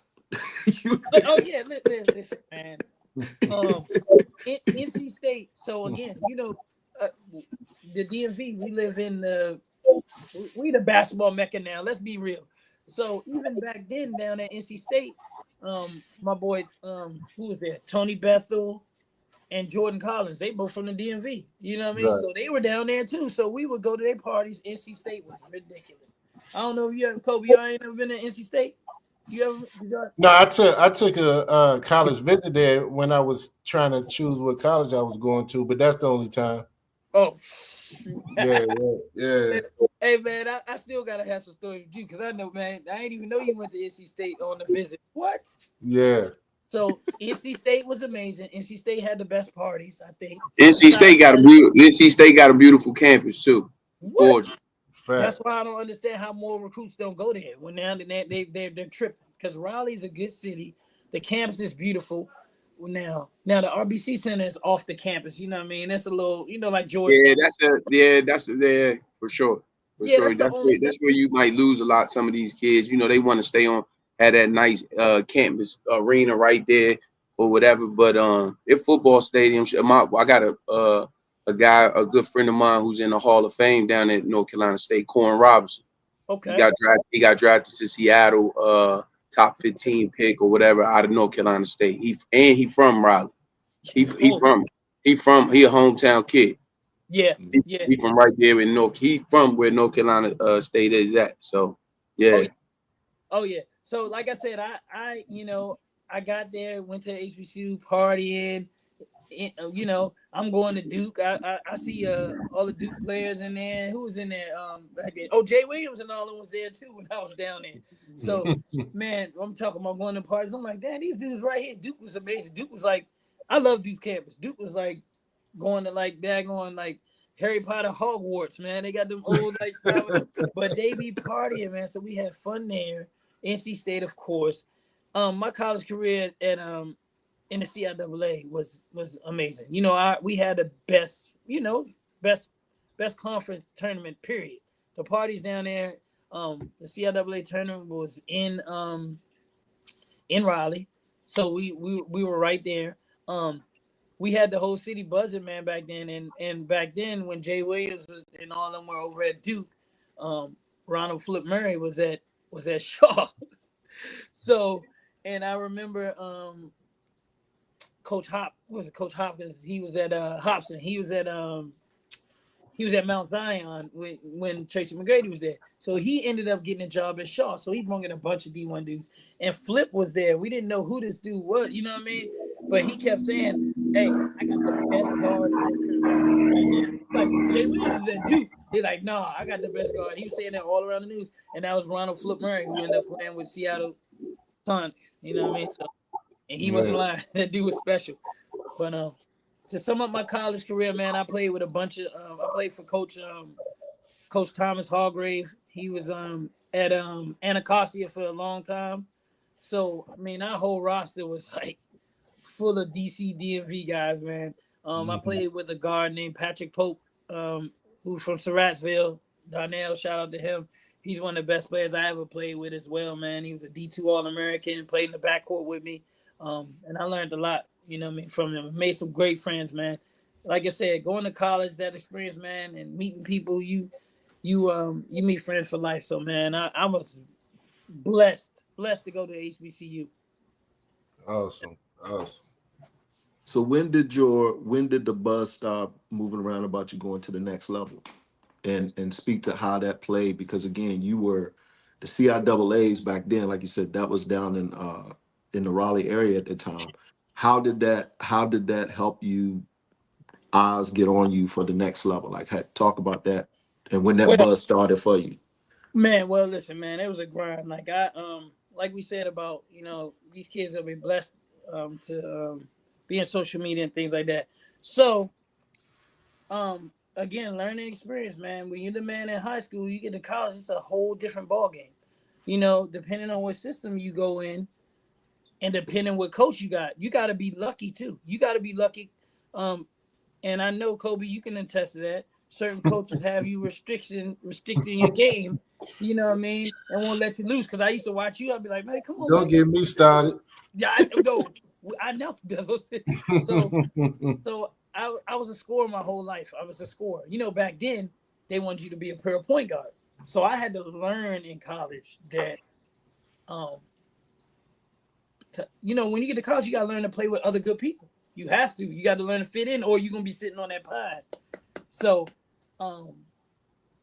it was tough. We're kids. We want, when you look back, you in your 20s, you think you grown, but you're not grown. You know what I mean? We thought we grown. We like, we playing it, So, that's why we do this. We get to give back and we go through this so the younger generation can learn from us. So I learned a lot that I'm like, dog, you're not going to be the man. You're not going to have the ball all the time. So coach was like, listen, I need you to run the show. I need you to be a pass first point guard, score when you can, but I want you to, and it wasn't my game, but I learned because I had to. I was like, man, I got to be on this floor. So I ended up being a 2-year starter there. My senior year was rocky, you know what I mean? Because you know how it is sometimes, like they bringing new people in, and sometimes it's like, we've been through this. We done seen it, close to home. Even like Cincinnati with Mike, you know how the young, how they do. They want to integrate them. So my senior year didn't end like I wanted it to. I still was one of the top assist guys on the squad, and then the CIAA, especially my junior year. But like I said, you learn. It's different systems. You learn and you help to grow. So after that, man, I was like, man, let me see if I can, let me see if I can chase a professional career. Let me see if I can. You know what I mean? I was like, I really didn't get a chance to boogie in college like I wanted to, but I was like, I know I can play somewhere. I don't even care if it's making here. I at least get that experience to go over to Europe and things like that. Because I used to reach out to Kobe. I was like, man, Kobe, you got to. It was tough back then. You really had to be that dude, and going to a small school was kind of tough. Like we said, film and things like that wasn't there. So, again, I ended up making some connections. I ended up going to a few pro combines. I went to one in Ohio State University. Met some people there. And this was 2005. And one of my guys that was on my team there, we're boys now. We still boys. We only met one day, played that whole day together. He was about 6'9". His name is Delano Thomas. He's now assistant coach at High Point. He's been coaching. He played overseas for about 10 years. We reconnected because of social media. And I should probably talked to him a couple weeks ago. I'm trying to get kids down to High Point. So that's what it is. Like we said, basketball is a big frat, and you don't want to burn bridges. So I chased the pro grind, went to a few camps, met an agent down in Dayton. That's why I ended up in Dayton. That's what me and Kobe talking about. My agent ended up being in Xenia, Ohio. So I ended up going back and forth to Ohio a lot, going to pro combines here, there. Sometimes I'll be the best player there. But again, because of film and not the media like we did, people didn't really know. You know what I mean? They're like, okay, word of mouth, going to camps here. So I chased the grind for a few years. I ended up going down to Mexico, playing a little bit. And then I came back. I had a stint in Mexico, learned a lot. I don't know what kind of plug. He used to be with the San Antonio Spurs back in the days. My coach Chavez. And we ended up going down there, played down there for about I would say a solid month. We were out there just grinding, playing against teams, trying to get on. You know how it be. And I had some big games, but things just didn't work out back then. You know what I mean? So I ended up playing in some minor, coming back, going back to Ohio. My agent was out there. I ended up playing in some minor leagues like the ABA, NPBL, EBA, different minor leagues like that. And my last break was I went to a PBL camp out in Maryland and Georgetown Prep. And you know who happens to be a coach at Georgetown Prep at that time was Coach Dwayne Bryant. So he was it was called the Premier Basketball League. It was a new league, paying good. I ended up going to a camp. Just I wanted to see if this is going to be maybe my last hurrah. And I was like, let me see. I was probably around like 26-ish, 27. And I was like, let me give it a go, another chance. So I ended up, I balled out against a lot of names in this area. I was cooking. I ended up being in the draft, and my agent called me. He was like, hey, man, what you doing down there? I was like, they said they put you in the draft. You was killing. I was like, okay, let's go. And it was only 2 rounds. I ended up not getting drafted. So then I was like, you know what? I gotta move on a little bit. I'm still gonna hoop, but I was like, I gotta move on a little bit. So the absolute last straw was like I said, I played in the EBA and the ABA and all that stuff like that. My agent called me. He was like, man, I'm about to put this team in this new league that's coming out, and this is how much they paying, this, that, and the third. And I was like, oh, okay. He was like, I got y'all a 3-bedroom house. I want y'all to move. I'm like, what? He's like, I want y'all to move out here if y'all gonna be serious about it. Then I go out there, full circle. I end up being roommates with Damon Flint from Cincinnati. So of course he knew Mike, and I know he know you, Kobe. Yeah. And so we end up talking. I'm like, man, I'm gonna be on the team, and I'm learning from this dude who played with the New York Knicks. I'm like, what the heck? He was older, but he could play. So long story short, the league ended up disbanding. I mean, it was gonna be great too. We had practices and everything. We had a squad. We had a mob. One of my college teammate, Damon Flint. We had a couple 6'8", 6'5". We were ready to rock and roll. The whole league folded. I ended up staying out there because I was like, man, I want to be a man. I'm gonna learn. I'm gonna get on my grind. I'm over there living on the west end of west side of Dayton. I didn't know at the time how dangerous it was. Crazy. So I was living in Dayton, and I ended up staying out there for about 8 months, trying to grind. This is when the training process started. I started working on myself. I was learning, falling in love with training and things like that. I was starting to learn, but I really wasn't all in. So I came back home, played for the Alexandria Avengers in the EBA, NPBL, and then I called it a wrap. I was like, met my wife now, and I was like, gotta slow down. And then I started my next journey. Yeah. So yeah, talk to us about that. So you had a hell of a basketball career. Just listening to the stories you was telling us, and I've known you most of your life, and some of the stuff, I probably forgot about or didn't know. So that's awesome. So you make it through that great basketball career, and you thinking, okay, now what can I do now? What can I do for the next chapter? So how did you forming ESA come into fruition? All right, man. I'm gonna keep it totally real. Always, there's no cap, like we say. And I know former athletes, and this is a serious thing. We have a hard time transitioning into regular life. Let's be honest. Like getting into our professional career. If I would have took it more serious in college, I would have done something that was like, okay, as soon as I get out of college, maybe I can start going right to that field. But again, we take our losses, we learn, and we pass to the next generation. You know what I mean? So what happened was I ended up coming back. I was always working with the recreation department, Alexander Rex, since I was little, since I was 15. I always had to have a job. It's like I always had to get my own money.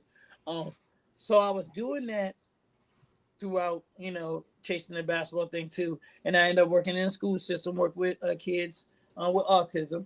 What happened was, I met my current wife now. And when she got, I always liked watching the NBA draft, pre-draft workouts. I always did. And I started to study. I was like, man, I love watching workouts. I was just watching them. And I was like, I trained myself and I wasn't even thinking about it. Like when I was in Ohio, I might've started in Ohio. I was like, if I'd have known, I would have started training way back then in Ohio as a younger age, but I was trying to get it.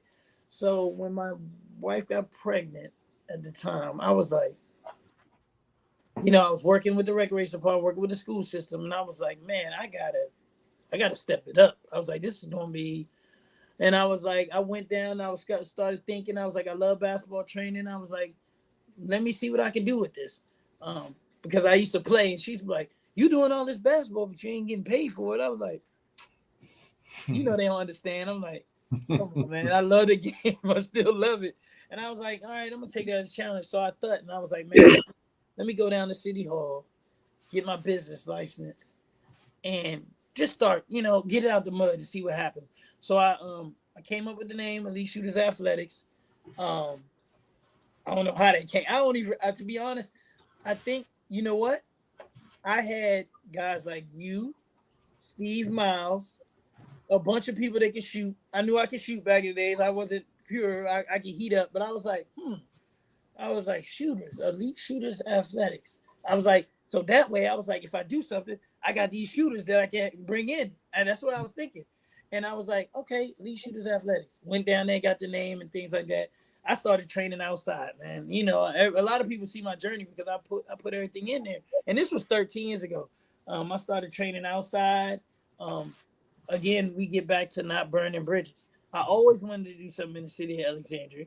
We always wanted to do something in the city of Alexandria. Things just didn't work out at that time. It was tough to get, and as far as like business wise, I really didn't know like the ins and outs. And I'm still learning. I'm still learning now.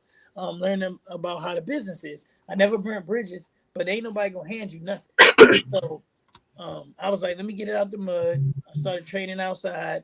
And then I always have, again, being who I was, not being an a-hole and, burning bridges, I had people help me out along the way. They were like, hey, I got gym space here. I got gym space there.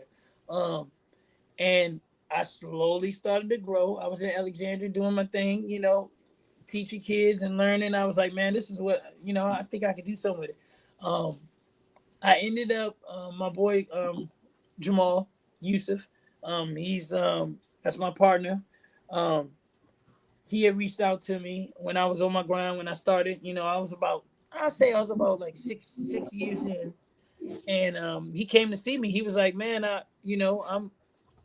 we've been boys. You know, what I mean, we played together in like some men's league, adult league, and he loves hoop, and we just stayed in contact. We just stayed in contact with each other. He got into coaching, and then he had told me, hit me up one time. He was like, "Man, listen, I got this. You know, I'm about to, open up a gym." He was like, "Man, why don't you come, see what's up and work with me?" And I built my program. I built ESA. He was just starting, and I was like, we cool. I was like, all right, let's see what we can do. He came to watch me train. That's my brother. You know what I mean? He came to watch me train, and he was like, let's see what we can do. So we started running camps down in Lorton, the gym. I kind of migrated out of Alexandria because it was, kind of tough to really do what I wanted to do in Alexandria. You know what I mean? That's our city. You know what I mean? But we know, hopefully, I think it's starting to open up now, but hopefully we can do some things in the future, Kobe. We'll talk about that as well. But okay. I'm just hoping, like, our city, man, we got guys who made it Division I, Division II, Division III. It's a lot of us, man. We can't even name everybody, but it's a lot of people in the city who want to give back. You know what I mean? But we just need to work more together to do that. So we ended up, I ended up down there in Lorton training with my guy Jamal Yusuf of Elevate Gym.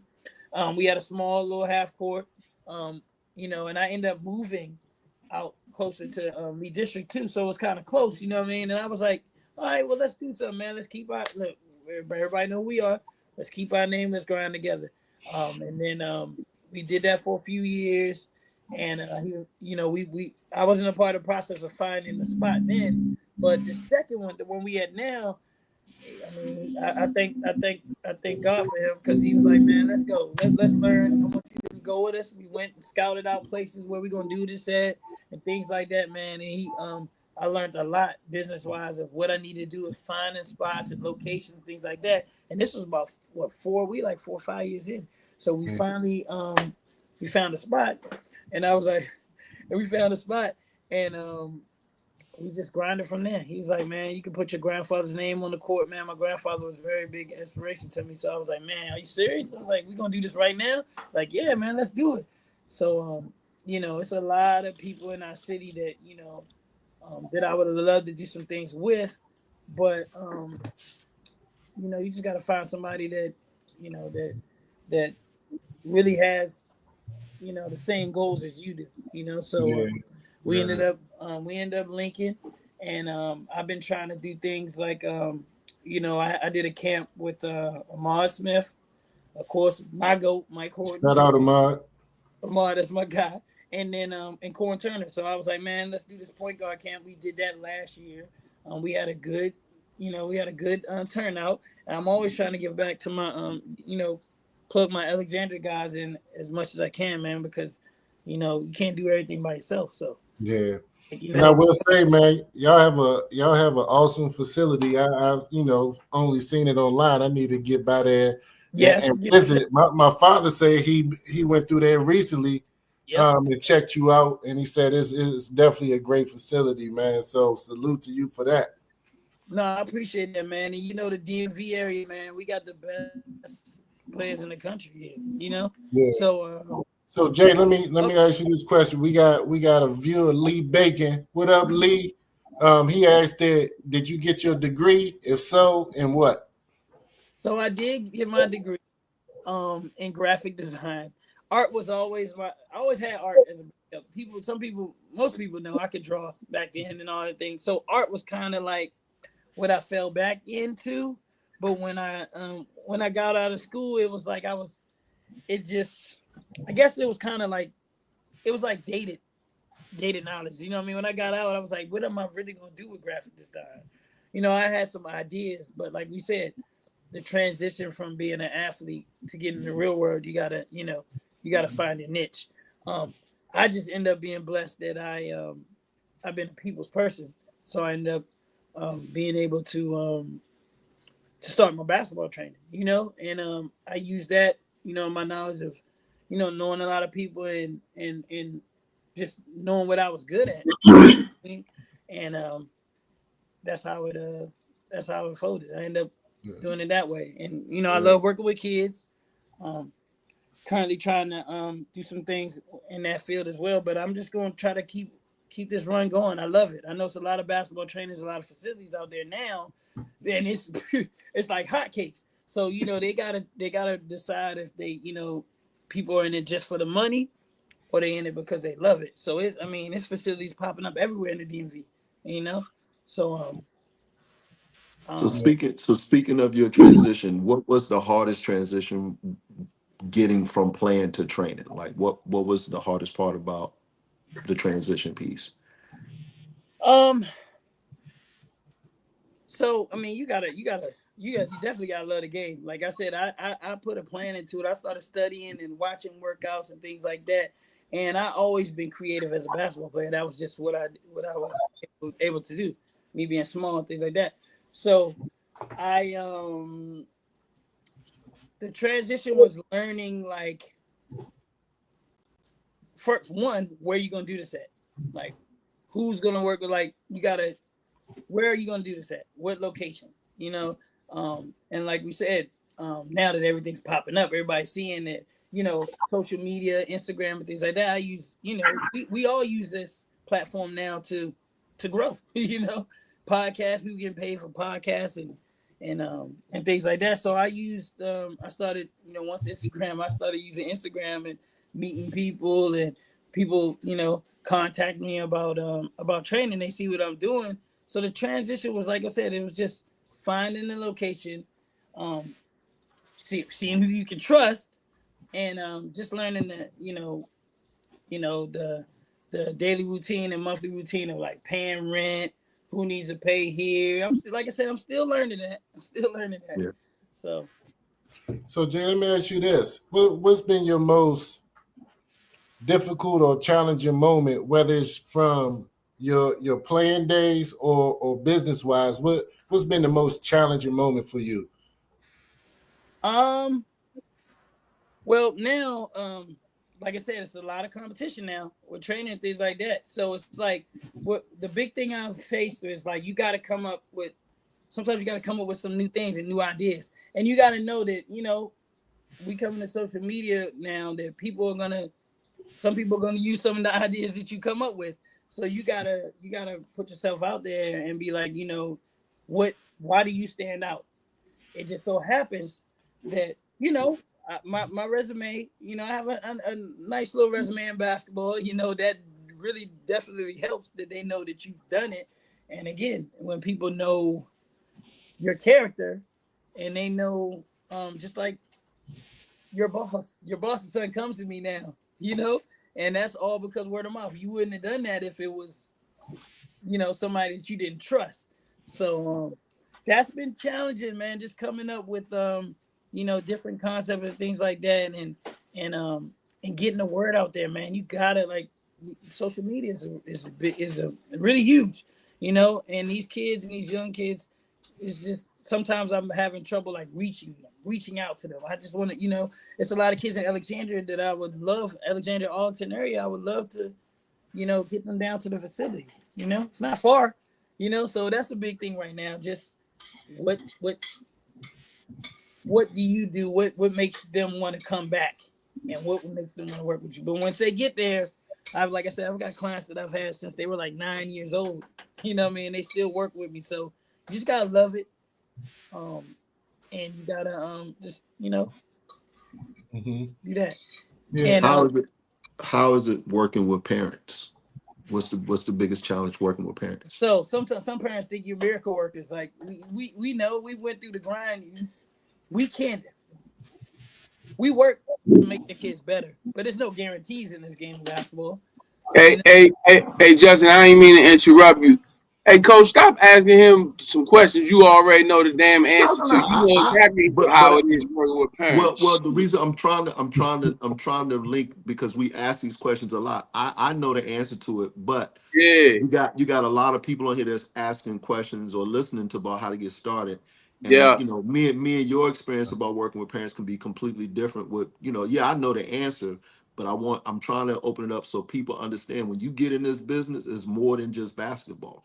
Yep. It's Mhm. 100% more than basketball. And a lot of times you got guys here that ain't never done it that's being successful. And why is that? You know, so again, Yep. I'm just I want to ask the questions that I know it's going to come up at some point in time. Yeah. Because Yeah. like you said, Instagram can do a lot of things, but Instagram can also lie for you too, right? Yeah. Definitely. And there's definitely people out there that like I said, I started this 13 years ago. You know what I mean? And when I got into it, it was training for sure. But now it's like everybody and their mama think they're basketball trainer now. But you just gotta stay with your principles of what you know and what you Yeah. learn, and you gotta keep it like that. Parents, man, I've been blessed to have a lot of good parents, but you know, their parents that are realistic. They like listen, and I tell them, you got to work hard. You know what I mean? If you really want to be successful and get to where you want to get. So as far as parents, like I said, I've been blessed to have some parents that have been pretty good. Now, the good thing about what I do is I train them, and I do go out and watch the games. I don't have to coach them. You know what I mean? So you know how AAU and everything is now. You know what I mean? These parents were miracles. It ain't gonna be given, and that's why my slogan is never given, always earned, because you're gonna have to earn it. They're not gonna give you no spots, they're not gonna give you no scholarships. They're not, and now in this NIL deal, you already know now it's a straight. Yeah. Now let me Shout try out to to another one. continue. Shout out to another one. My bad, coach. I just want to shout out another one of our basketball trainers in the DMV. Our big brother Darren McClinton. Yes. He just opened up his brand new Spark. Spark, Justin, if you yeah. didn't know, Oh, Darren yeah. was my OG. How Kobe was your OG. Darren McClinton went to Springbrook, where I went to school. Oh no, I know Darren. Over in I know Maryland. Darren. That's my So guy. he is one of the family Yes. members to the show as well, and he is doing great things not only for the DMV area but all around. And one of the good thing about him, he ain't no gatekeeper. You know Nope. what I mean? And Nope. what he always tries to do is try to put everybody on. It don't matter. Even if he can't get to him, he gonna do referrals and this and that, Yeah. and try to help people. I've had him watch film of young men out here in Arizona. You know what I mean, and Mhm. things like that and stuff like that. So I just wanted to shout out another person in your field who is a Oh, family member to the show, Darren McClinton. oh, for sure. And JMU legend. I'm a student of basketball. Yeah, I forgot to say that I really wanted to go to JMU. And he's one of the reasons I wanted to go to JMU. And there was another guy named William Davis. I didn't know he's from DC. When I was young, I was like, so JMU, man, yeah. Darren, it's some real it's some real dudes in the DMV. Some people are, one thing I will say this though, Kobe. I wish the guys in Virginia, and I hope they watch it if they are, we need to get together and do some big things. You know what I mean? It ain't all about what I learned was early in the business too. I learned that you can't do it all by yourself. Cannot. So that's why me and Jamal join each other. We reach more people as a team, man. You got to have a team with you, just like anything else. And the DMV is full of good trainers. And like you said, as far as gatekeeping, I got a lot of kids who work with multiple trainers. You know what I mean? They learn a little bit from somebody. You know what I mean? Yeah. So, yeah, this training business is big now. But you just gotta, like the parents, they just gotta. It ain't all about glitz and glory. You gotta, people really gotta not be all about the money. Just be about like really want to help these kids get better. Yeah.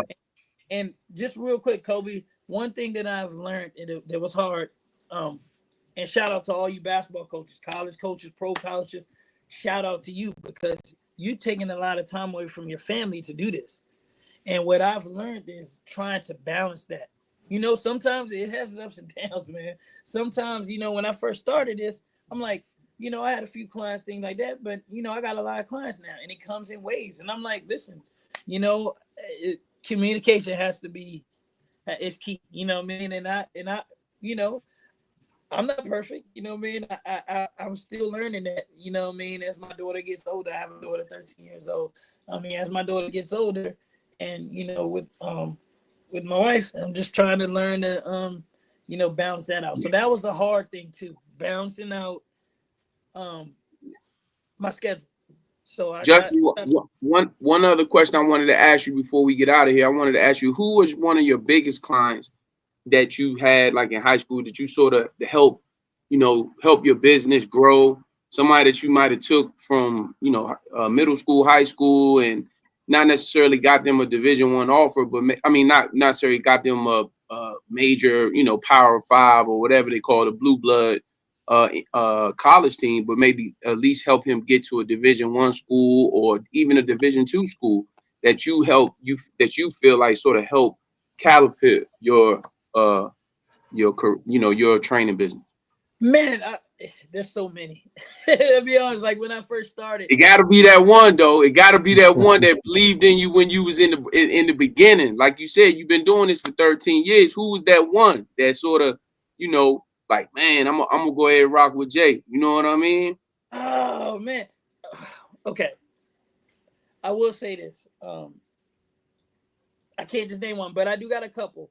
Okay, yeah, that's cool too. A couple is cool. Yeah, so a lot of the kids I've been working with now, they have been with me since they were like 9, and a majority of them, like I've been riding this way for a minute now. A lot of them are either still in college or some of them are still like.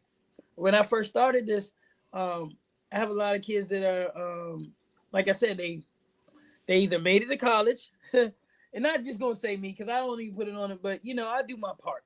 I would say, man, I got a handful of kids that I started with, and I met through Marvin Elliott, back in the days over at Bishop Ireton. A lot of those kids, a few of them are playing Division III. You know what I mean? And I do have a kid who has been with me since he was 9, and he's D1 bound. He's going to be playing at OTE with Blue Checks, and he's at Combine Academy.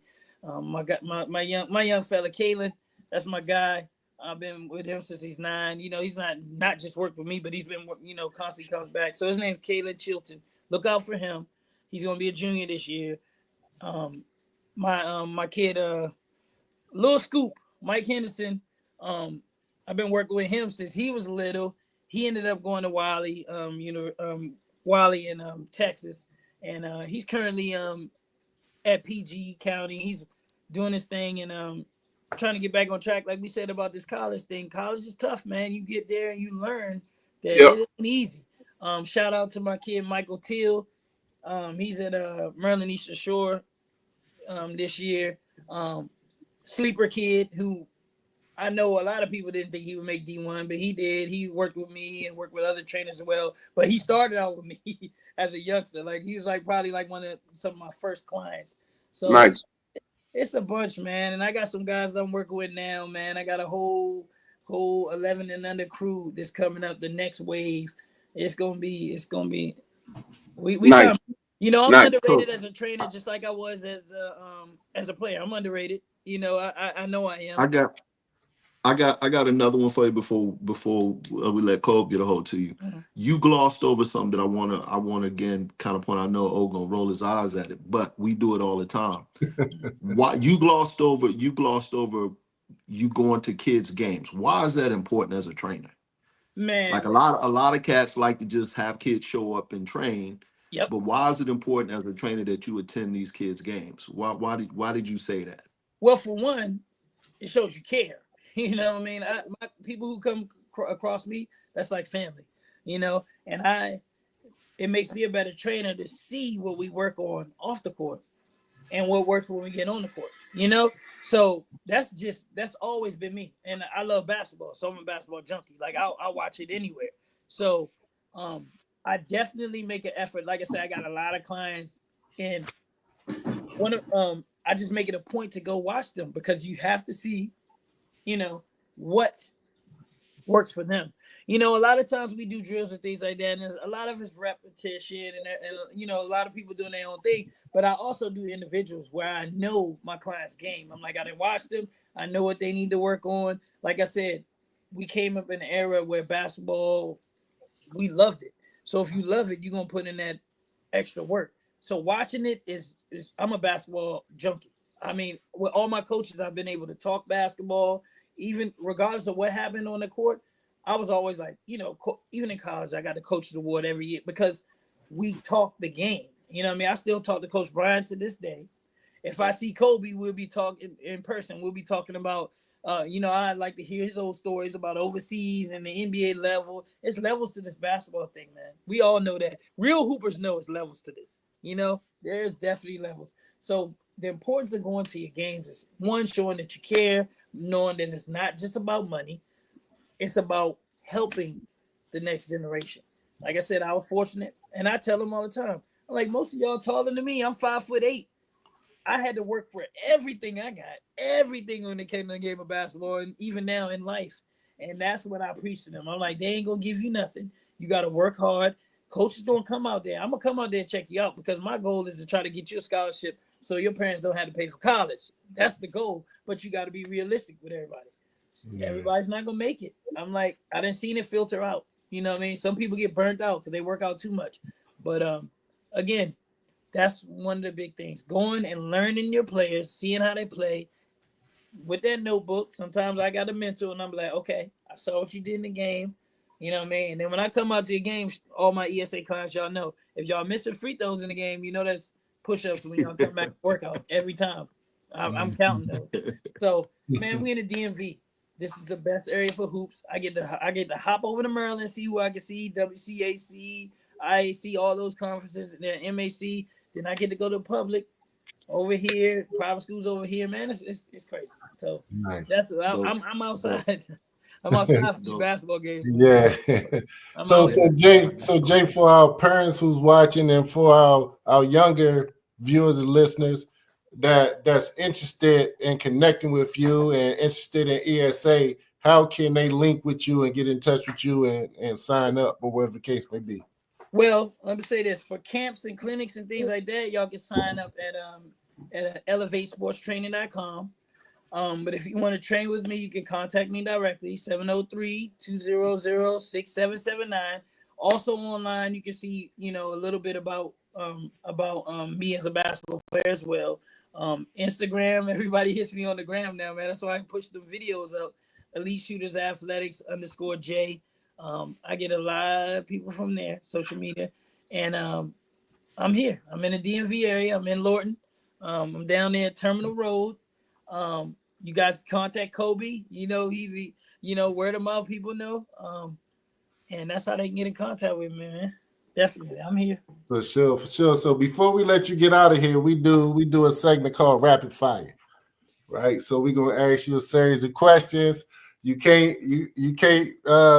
pass over the question. You got to answer it to the best of your ability. We're gonna try to make it tough, but I believe they're easy questions. You should be able to breeze through. So, hey, Coach Ben, you got some questions already to fire out, or you want me to start it off? You go ahead and start it off. All right. So we do this start, bench, cut game, right? Okay. So you're going to start, bench, and cut CP3, Kyrie Irving, Isaiah Thomas, the real Isaiah Thomas. The real Isaiah Thomas? Yeah. Oh, come on. All right, hey, you gotta make it a little difficult. No, I appreciate you because you know I just did it on Facebook. I just did those three. CP3. Oh, did you? CP3, it was CP3, Rondo, and Tony Parker. And you already know what I went with. Yeah. So for this one, come on, man, it's tough. All right, I'm gonna say this. As a point guard, Zeke is number 2 to me. So I'm gonna go Zeke. I'm gonna bench CP3 and I'm gonna cut Kyrie. I'm sorry. You said Zeke is number 2. Who's your number 1? No, Zeke is my number 1. All time Zeke is my number 2 point guard all time. It's Magic, Zeke, CP3 to me. Okay. I don't think Steph a point guard, so I'm just saying. Nike, Adidas, or Under Armour. Nike. It's just easy. That's easy. I can't mess with Adidas. It's Nike or nothing. Go and fire one at him, Coach. Ronald Curry, Allen Iverson.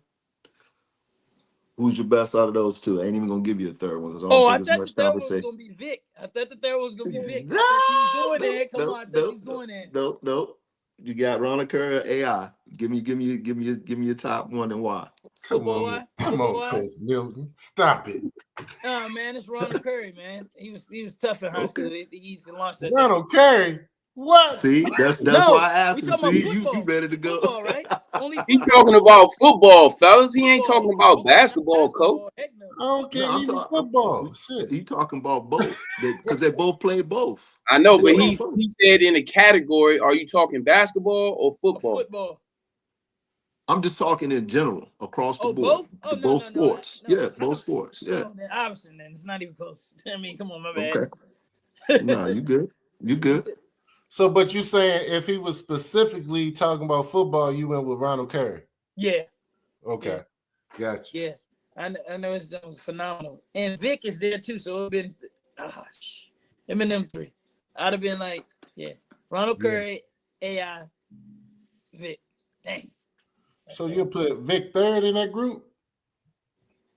Okay, now here we go. Is it high school? I'm just saying. Is it high school? Is it over a career? There you go.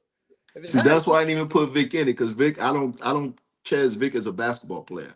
Ronald and AI was basketball and football across the board. They were tremendous. Yeah, and they had the same accolades. Yeah, they were basically 1 and 1B, right? I know. You're talking football and basketball. Michael Vick was just strictly football, and then you start talking about high school, college. It's three different conversations because one didn't even do anything. Yep. Yeah. Well, at least he made it to the league, though. Yeah. He did. Sure. You made it. He made it. Yeah. He did. Well, Ronald Curry had a great career. Yeah. Great career. I agree. He went to Oakland, did his thing, and he's now coaching in the National Football League. He had a great career. Yeah. That's what I'm saying. His pension is awesome. Yeah. I think he got well over 5 or 6 years in the league. And at one point, he was going crazy in Oakland. Yeah, so, he was. I remember. It's a wide out. He did his thing. He did his thing. See, I'm not a football dude, but I do follow. Yeah. I ain't gonna lie, I follow. Yeah. All right, Jay. Start, bench, or cut. MJ, Kobe, LeBron. Yeah, man, the big three. Those are my favorite three. All right. Yeah, MJ. Start MJ. Bench LeBron. I'm sorry, Bean. Longevity. I gotta cut you. That's my order. That's my order, period. Anyway, best three and the best three is MJ. I'm gonna be honest. It's MJ, LeBron, and hey, stop while you're here for Kobe. Cut you out of here. Stop while you're here. I love you. No, because Kobe's a LeBron fan. I mean, hold on. I know that's a fact. Yeah. I know LBJ. I'm LBJ. That's what I said. That's what I said. Stop while you're here, because you gonna say the wrong thing. He gonna put you out. Oh no, he gonna put you out. We know. I'm a Bron fan, so I'm a Bron fan. I'm not a Bron hater. It's a lot of Bron. Hey, Jay, man, you ain't got to pay no attention to him, man. You said what you said. You said Jordan first, and everybody else afterwards. So we ain't gotta go next topic. I'm gonna give you an example of what Coach Bill was talking about, Jay. See, when people get out of line, they just disappear, man. Hey, man, listen. There you go. He back. Hey, listen, man. Me and Kobe, we be on Facebook with this. You don't be on it like you used to, but we used to always, man, I was always tagging him like when they talking about LBJ. But MJ was that dude. We all know that, man. That's what's up, brother. Hey, so tell me, I'm not gonna give you a bench starter cut, but give me your top backcourt of all time, since you were part of a great backcourt back in high school and you had a great backcourt in college. Give me your top backcourt of all time. You talking high school, college, or pro? Coach? That's all about that. Pro. I'm sorry, pros. I'm sorry, pros. Ooh. Damn, it's so many all time. Damn, man. Yeah. I ain't gonna say. How about this? Give me since I know it's a lot of. Give me your top three. Man, Steph and Clay. I'm gonna be honest. Like, I ain't a huge Steph, but Steph and Clay up there. Backcourt. What? Zeke and Joe Dumars? They were underrated. And then who else am I missing? Backcourt. Zeke and Joe Dumars. Oh, hold on. Who's the backcourt? Magic and who's my last one? I think I'm gonna keep it at 2. I'm trying to think who's a balance out of the big 2 guard. Because even MJ, he didn't have a good point guard today. Yeah. What about that? What about that old crew back in the day from Golden State? Of course, that was a trio. I was gonna say, Tim Hardaway, Mitch Richmond, and Chris Mullin. They were dogs. Shoot, remember Steve Francis and Coutinho? They were tough, man. That was a good backcourt. Yep. Yeah, you were supposed to be joining that mob. I don't know. Yeah, man. Yeah, I know. They gave me the boot, man. Told me take this overseas ticket, bro. But yeah, I would, yeah. That's how I would say. I mean, Steph and Clay is hard, man. That backcourt is crazy. Let's be honest. Dope. A point guard that over the years somebody might have said that was better than you. That if you were still playing, you would like to get an opportunity to play him one-on-one. Who is that player? Oh, shoot. They said it was better than me? Yeah, somebody might have felt had the edge over you, but in your mind, you like, hell no. Hell no.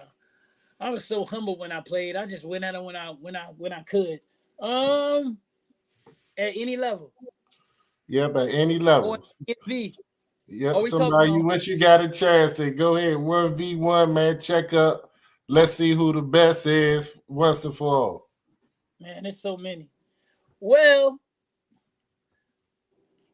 man, I would say who I know was just phenomenal. And we used to go at it and we used to play together too, but he was younger than me. Val was that dude, dog. I think me and Val, that dude, that I wouldn't say, I would just say that would be a matchup that I would, back in the days when we were into it, that was my guy. We used to go at it. We used to always, like, you know, when we played against Lee, everybody was like, no, man, Val coming in town. You know what I mean? And he was phenomenal. So I might say that, but it's a lot of matchups that we, you know, I'm humble. You gotta get me riled up, and then I'm like, oh, let's go. Especially in the city. You already know. We used to go to Minnehaha playing the men's league. I'm like, oh, let's go. Yeah. So yeah, I guess I would say that. And one-on-one, and it's crazy how one-on-ones are blowing up now. Like back in the days, I'd be like, oh, you might beat me one-on-one, but that don't mean you're better than me because, you know, 5-on-5. But now, you know, you're a better one-on-one player. So you know how everybody used to want to play me one-on-one, back me down. I'm like, come on, bro. That's all you would do. That's why back then, you know, now they started putting stipulations in three dribbles, 4 dribbles. Yeah, now we talking. Right. Yeah. Now we talking. But yeah, man, it's too many in the MV. Yeah. You got no one, Coach? I only got 2 more. No, that was it. That's all I had. Yeah. What's your and Kobe, if you were gonna ask it, just tell me to shut up. What's your give me your Mount Rushmore of guards. Of guards? Yep. From any however you want to put them, from any area. You can go college, pro. Yep. All right, my top 3, of course, in the NBA was Mike, LeBron, and Kobe. Point guards, again, I said Magic, Zeke, CP3. I don't consider Steph a point guard. He's just a combo to me. I mean, that's what it is now. So that's how I feel about it. And then college-wise, so many great guards. Jay Williams is up there. Sorry. Jay Williams. Who else I love this guard in college? Dang, I feel like I'm being a dookie. I like JJ Redick in college as a guard. Now, if I could throw a small forward in there, of course it's I like Big Dog. Big Dog was a dog. That's my man. Big Dog was a dog. He was a dog. So I mean, if I could get him on the stretch as a wing, yeah, I would go with them. We was just having this debate too. I was talking on Instagram about the top. They had the top 25 college players. I was like, what the hell? Zach Edey going there. I saw that. I didn't like that list at all. What? That list was horrible. I was like, come on. best team in TC Williams history, in your opinion? Golly, see, I can only go from what I saw. I heard Frank Holloway and them team was amazing. That's that 70. What year was that? They went undefeated, one state, right? Yeah, we need. Where your dad at? We need Carl. What was that? 77. We was just talking about that. Was that with Lil Willie and them too, or that was Lil Willie? Yeah, Lil Willie was the point guard on that team. Man, I heard stories about that. And when your uncle there? Nah, he was gone already. Him and my father was gone already. Oh wow, yeah. So I heard about that squad. I mean, the best team that I saw with my eyes was Damon and Mikey. Them. That's who I saw. But of course, the state championship team. You know those youngins. You know, the youngins. Who was it? Oh, the 2018 Lil G, Blue. Yeah, EJ and all them. They won the states. They were tough, but I grew up watching Mikey and Damon the mob, man. That mob was crazy. But you know what? I saw that. I went downstate. I saw that 08 team that won the state for TC, but they wasn't better than the 07 team. Oh yeah, I know they weren't with Mike Davis and all them. Are you on the podcast right now? I don't think they were, but they not at all. They were started too deep. But so who your top 3 players out of TC history? Since we talking about teams, who your top 3 players to ever come out of TC Williams High School that you know of, that you saw? Mikey, Damon, and the person I saw in high school. No, Jay Ingram. Jason Ingram. So sorry. I saw Dub play. So I'm gonna say, that I've seen. Yeah, I mean it's all that first team. So I'm going Mikey, Damon, Jay Ingram. Okay. Yeah. I like that list. Yeah. Go ahead, Coach. I only got one more. That's it for me. I'm good. That's it for me. Final question. We asked this to all our DMV legends that's on the show that hoop.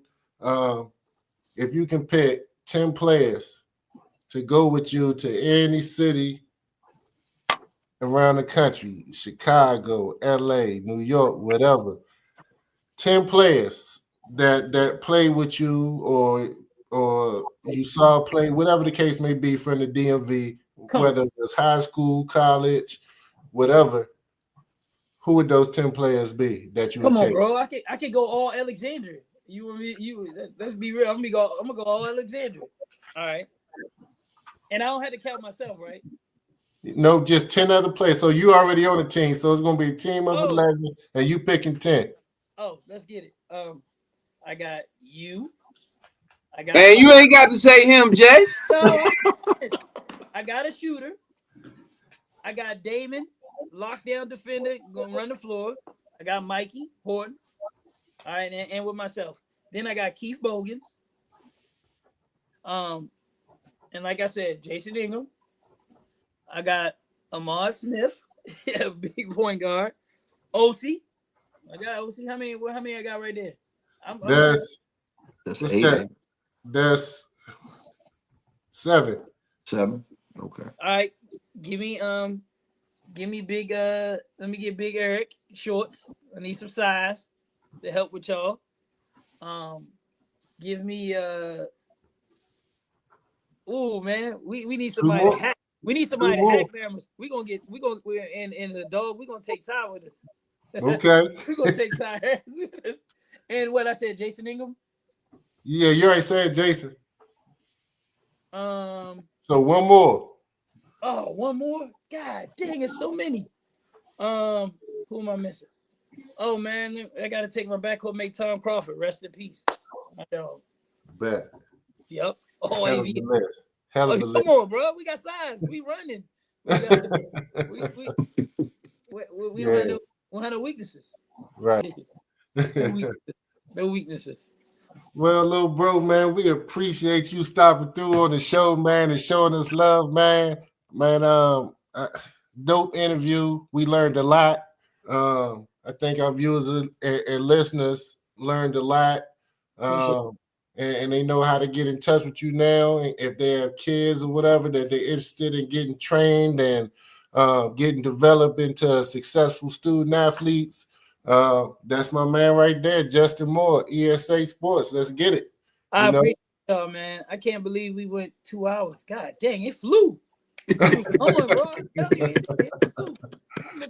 That's that barbershop talk, baby. Yeah, man, that barbershop talk, man. Listen, before you go, my father chimed in. He said, Darian Terms.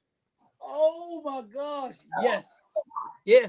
I can't believe I was thinking. I was like, how did I miss Darian Terms? Come on. That squad I named, that's in our city alone. That's telling you. Yeah. We got guys like Glenn Andrews, Mike Davis. We got all them. Come on, bro. Yep. We gonna have to have a whole Alexander, and I'm telling you, in the city, man, y'all better recognize that we got a lot of guys who made it out the city, who didn't pay for college, who made it out here that's being productive to our community. Show us some love. We deserve it. We can pass that knowledge to the young generation. That's all I want for my city. Love Alexander. Let's do right, man. Let's get it. Hey, there it is. You said it all. This is T Pratt. We forgot T Pratt. Love you, T Pratt. Oh, yeah. What up, T? On the girls' side. Yeah, my bad. Don Ingram, Jasmine Golf. We got, man, yeah, my bad. Yeah. It's too many. I could be talking all night. They said you said there, you got to say Kathy Grimes. She the GOAT. She started it all. Yeah, too much, man. We can do this right now. All right. This is the No Cap Sports Show podcast. And Justin Moore at you live. We appreciate the support from all of our viewers and listeners. Keep tuning in to us. We're going to keep bringing you this heat each and every week. Thank you so much. You know how we go. Respect and honor and salute. Salute. No Cap Sports Show. Man, appreciate you. No Cap Sports Show. Where sports and combos collide.